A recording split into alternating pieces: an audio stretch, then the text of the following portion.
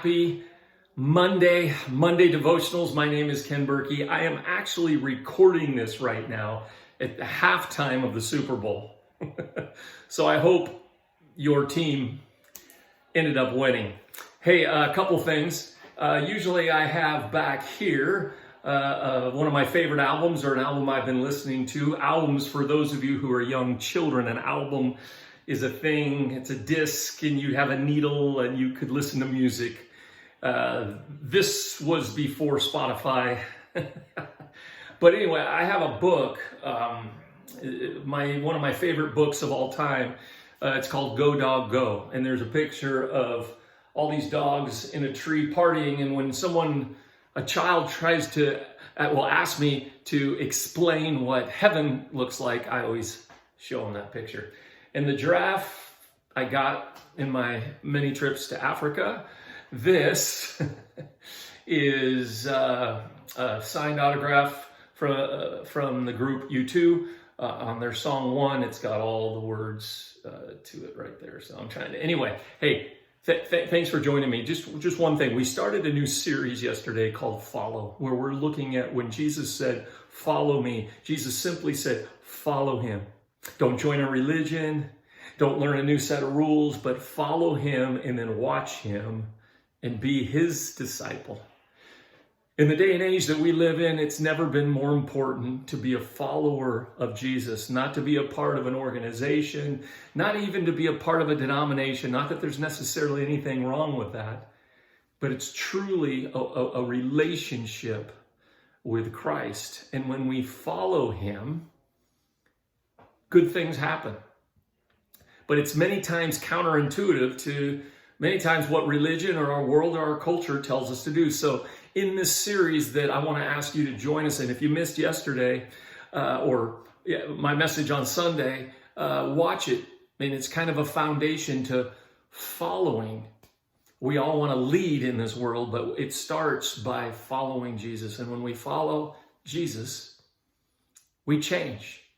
We change. I think one of the things that I would challenge you to think about this week is, in any situation, whether it's at work or at school or in our neighborhoods or with our family, what decisions, what actions would change if we acted more like Jesus acted? We behaved and did the things that Jesus did. I'd love for you to do this. Tomorrow, I've written a blog. It's one of those blogs that I wrote from the depths of my heart about an experience I had a few years ago, an epiphany where I was in a situation and I realized, wow, I wasn't even close to where Jesus would be.